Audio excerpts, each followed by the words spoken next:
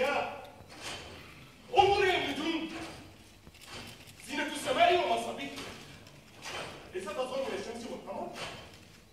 وكتابها لا تساوي حجم وظيفة ما. تلك السماء اليوم لا شعب بالتلميذ، هي أوهام، هناك أوهام وقفت فوق الرأس حتى سوات القدر وطمت الوجه بتقارين عينك. بنينا أحسن حياتنا، ننتظر هذا الفاسد كي يقفز. تتحدثون مثل الملائكة وأنا المارد الملعون المطرود من الرحمة. كل الأخطاء التي حدثت أنا مرتكبها، كل ما سيصيبكم لن يأتي إلا مني أنا.